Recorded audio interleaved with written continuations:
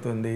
అసలు మీరు ఎక్కడైనా 50 ఏళ్ళ కెరీర్ సినిమాలో ఇండస్ట్రీలో ఉంటున్నారా మీరు? అసలు నిన్ననే ఇండస్ట్రీకి వచ్చిన హీరో అండి, కొత్తగా అవకాశాల కోసం ట్రై చేస్తున్నారు. విజయ నిర్మల్ గారు అబ్బాయి అంటే నమ్ముతారు. అసలు ఈ ఫినామినా మీద ఒక అంటే మీరు కనుక దీంట్లో తప్పు ఒప్పులని నేను అందుకని ఎత్తుపల్లాలు 100% కామన్ ఎవరికైనా జీవితంలో. అది నటుడు కావచ్చు, ఒక ఇండస్ట్రియలిస్ట్ కావచ్చు, ఎవరైనా కావచ్చు. దీన్ని మీరు ఎట్లా డిఫైన్ చేస్తారు సార్? ఒకటండి, ఒక డాక్టర్ చదివితే పాస్ అయితే ఖచ్చితంగా ఓ హాస్పిటల్లో ఉద్యోగం వస్తుంది, లేకపోతే క్లినిక్ పెట్టుకోవచ్చు. జబ్బులు పెరుగుతూనే ఉంటాయి. పాపం అది కష్టమైన ప్రొఫెషన్. ఎంతమంది జబ్బులు ఉన్న వాళ్ళకి మాస్క్ లేకుండా ట్రీట్మెంట్. అస్సలు ఏ గ్యారంటీ, ఒక రాజకీయ నాయకుడు కూడా ఓ పదవి వస్తే 5 ఏళ్ళు ఉంటుంది నమ్మకం దాదాపుగా. అవును.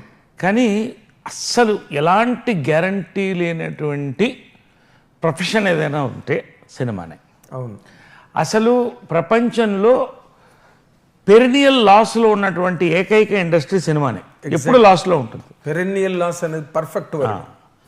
10లో 1 సక్సెస్ అవుతుంది, 9 పోతారు. అవును. కానీ వస్తున్నాడు అంటే సినిమాకు ఉన్నటువంటి పవర్. ఆయన మహనీయుడు ఎవరైతే ఆ ఫ్రేమ్ కనిపెట్టాడో కానీ ఎంత డ్రాయింగ్ పవర్ అండి వాడ.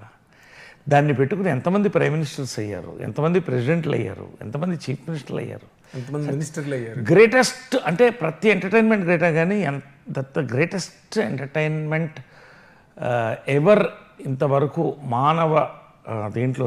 కానీ ఇప్పుడు వస్తున్న పాయింట్కి చాలామందికి అది కనబడుతుంది గ్లామర్. కోట్లాది మంది యాక్టర్ అవ్వాలనే కోరుకుంటారు.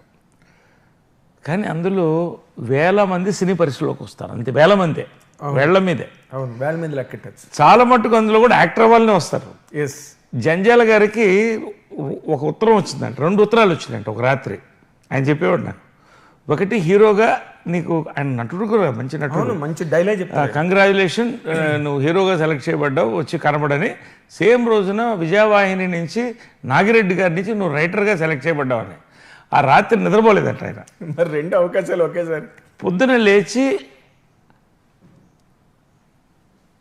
ఆ హీరో అనే దాన్ని చించేసి రైటర్కి వెళ్ళిపోయాడు. అంటే చించేసంటే ఇంక వద్దు దాన్ని చూడొద్దని. అదే అంటే నటుడుగా అవడానికి అంత గ్లామరు. వేల మందిలో వస్తారు, వందల సంఖ్యలో సినిమాలో అదర్ క్రాఫ్ట్లోకి వెళ్ళిపోతారు. అవును. ఒక 100-200 మంది 300 మంది ట్రై చేసుకుంటారు. దాంట్లో ఇవాళ 12 కోట్ల మంది తెలుగు వాళ్ళ, 12 కోట్లు తిప్పి కొడితే సక్సెస్ఫుల్ యాక్టర్స్ మొత్తం హీరోలు అందరు కలిపితే కూడా 50 మంది కంటే ఉండరు. ఆ శాతం నేను ఎందుకు చెప్తున్నానంటే అందరికీ చెప్తున్నాను ఇది. దానికన్నా భయపడొద్దు, బట్ ఆలోచించాలి మనం ఏమిటి.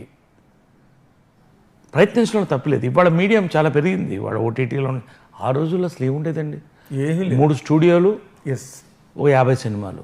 ఎస్. సో వాళ్ళు గొప్పండి. రామారావు, నాగేశ్వరరావు, కృష్ణ గారు, శోభన్ బాబు గారు, కృష్ణరాజు గారు, వీళ్ళు అంటే ఆ జనరేషన్ యాక్టర్స్ ఎవరైనా వాళ్ళు స్థాపించారు ఇండస్ట్రీని. అవును. ఇవాళ మనం అంతా అనుభవిస్తున్నటువంటి ఇది వాళ్ళు చేసింది. అవును, వాళ్ళు నిర్మించింది ఇది. కాబట్టి ఇప్పుడు స్కోప్ బాగా ఉంది, చేయొచ్చు. 100 మంది టీవీలోకి వెళ్ళొచ్చు, ఇటు వెళ్ళొచ్చు. ఏదైనా కూడా ఫైనల్గా అక్కడికి వస్తే it's guarantee less profession. Guarantee లేదు. కానీ గాలిలో దీపం పెట్టినట్టే. ఇంకోటి కాంట్రవర్షియల్ పాయింట్ కావచ్చు నేను చెప్తున్నా, నెపోటిజం అనేది ఎక్కువ మాట్లాడుతున్నారు ఇప్పుడు. నెపోటిజం, వారసత్వం అని. I don't believe.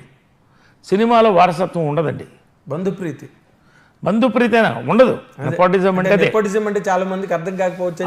అదే నేనేమంటానంటే, టాలెంట్ లేకపోతే, టైం బాగాలేకపోతే ఎంత తోసినా ముందుకు వెళ్ళరండి. పేర్లు చెప్పను నేను, బట్ ఆ పరిశ్రమలో ఉన్నాం కాబట్టి యాక్చువల్గా డాక్టర్ కొడుకులు డాక్టర్ అవుతారు, హాస్పిటల్ చెప్తారు, అంతవరకే ఉంటుంది తప్ప నెపోటిజం అనేదాన్ని నేను అంటే ఉండవచ్చు, లేదు అని నేను చెప్పను పూర్తిగా. బట్ ఇండస్ట్రీలో ఎవరిది కాదు సార్, మీరు అన్నది కరెక్ట్. ఇప్పుడు నెపోటిజమే ఉందనుకోండి, మన తమ్ముడో కొడుకో లేకపోతే దగ్గర బంధువు ఎవరో ఒకరు ఉండొచ్చు, కానీ వాళ్ళని ఎంతకన్నా ముందుకు తోయగలరు? ఎగ్జాక్ట్లీ. ఎన్ని అవకాశాల కోసం ముందుకు అంటే ఇప్పుడు చాలా మందికి మీరు చెప్పినట్టు నెపోటిజం అంటే you are very good in English కాబట్టి అర్థం. చాలా మంది నెపోటిజం అంటే అది పెద్ద క్రైమ్లో ఫెయిల్ అయిపోతారు బయట. ఏంటంటే నెపోటిజం అని మాట్లాడతారు. ఏంటి మీరంతా ఏం చేస్తారు అడిగారు ఎవరు, నాకు ఏం మాట్లాడతారు అని చెప్తున్నా. అంటే కాబట్టి అంటే నా పాయింట్గా వస్తున్నా డైరెక్ట్గా.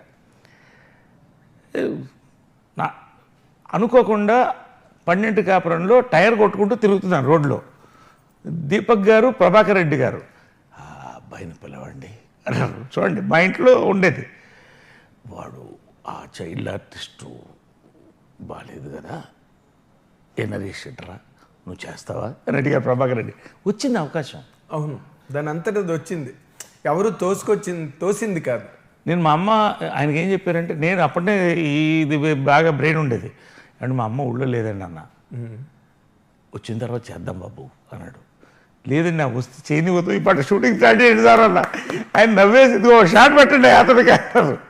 అలాగొచ్చింది. అంటే ఎందుకు చెప్తుంటే అవకాశం రావాలండి, అదృష్టం. అవకాశం వచ్చిన తర్వాత దాన్ని నిలబెట్టుకోవడం కూడా కష్టం. నిలబెట్టుకోవడం. ఇప్పుడు there may be a luck in attaining a position, but there will never be a luck in retaining it. Yes, exactly. నిలబెట్టుకోవడానికి ప్రతిభ కావాలి. అవకాశం అదృష్టం కొద్ది రావచ్చు. రిటైనింగ్కి ఎన్ని కావాలండి? మీకు మంచి టాలెంట్ కావాలి. టాలెంట్ ఉంటే సరిపోదు, అందరినీ కలుపుకుపోవాలి, డిసిప్లిన్ కావాలి, అవును, మంచి పిఆర్ కావాలి, మంచి మాట కావాలి. ఇవన్నీ కలిపితేనే ఒక సక్సెస్ఫుల్ యాక్టర్. ఓ 10 కాలాలు అంటే ఓ 10 సంవత్సరాల పాటు నువ్వు సక్సెస్ అవుతావు. నాకు విచిత్రం ఏంటంటే 4 స్తంభాలాట అనుకోకుండా తనకు వచ్చింది. అది కూడా అనుకోకుండా తనకు వచ్చిందా? అంతే. నాకు సీతాకోక చిలక చేయాల్సిన వాడిని భారతరాజా గారు ఆల్రెడీ అలైగడ వదిలే తమిళ్ చేశాడు, కార్తీక్ని చూసి చేసుకున్నాడు. నాకు వచ్చిన అవకాశం పోయింది. ఏడుది నాగేశ్వరరావు నన్ను రికమెండ్ చేశారు. పాపం ఆయన చెమటలు పడుతూ, బాబు నేను మళ్ళీ మాట్లాడతానంటే ఏడ్ చేశాను నేను. ఏంటంటే నేను లేనా సినిమాలో అని. అయ్యో. అప్పుడు కృష్ణ గారు, జంపల్ గారు డిసైడ్ చేసి బాంబే ఫోన్ చేసి లవ్ స్టోరీ సూపర్ హిట్ అయింది. నేను తీస్తాను. మా అమ్మ ఏంటంటే నువ్వు బయట సినిమా నుంచి రావాలన్న కోరిక ఉంటాయి. కృష్ణ గారు రాజేంద్ర కుమార్ గారితో మాట్లాడి మా నరేష్తో చేస్తాను, ఇది ఇస్తానంటే, Krishnaji your asking I will give ఆయన రైట్స్ ఇచ్చి అలా వచ్చిన సినిమా చూడండి ఎట్లా మలుపు తిరుగుతాయండి. జంజాల గారు సడన్గా ఊడిపడ్డాడు. ఆయన నవతా కృష్ణరాజు గారు మోటార్ బైక్ స్టంట్స్ ఏదో ఫిల్మ్, అది నేను చేసిన ట్రయల్ది చూసి ఈ అబ్బాయి ఉంటే మాకు బాగుంటుందండి అంటే, మా అమ్మ గొప్పతనం, ఆమె సినిమా ఆపేసి నవతా కృష్ణరాజు గారు లాంటి ప్రొడ్యూసరు, జంజాల గారు లాంటి రైటర్ వస్తే, డైరెక్టర్ వస్తే నేను ఎందుకు ఆపుతానని ఆ సినిమా ఆపించింది. అదే 4 స్తంభాలాట. సో మెనీ టర్న్స్ అండ్ ఉంటాయి. విచిత్రం ఏంటి, 4 స్తంభాలాట సూపర్ హిట్ అయిన తర్వాత తమిళ్లో కార్తీక్ బిజీ అయిపోయాడు. అలాగే వెళ్ళిన తర్వాత నేను బాగా బిజీ అవుతాను అనుకుంటే ఒక్క సినిమా రాలేదు. అప్పుడు మా అమ్మ రే బుద్ధి లేనోడా, అందుకే చెప్పాను రా, తెలుగులో హీరోలు అంటే విగ్గు ఉండాలి, 4 వేళ్ళు ఉండాలి, నీకు అసలు మీసాలు రాలేదు, ఎవడిస్తాడు రా వేషాలు నీకంటే. అప్పుడు అమ్మ దొరికిపోయారు అనుకున్నా. కానీ జంజాల గారు నాకు ఏ రక్తబంధువు కాదు, ఆత్మబంధువు.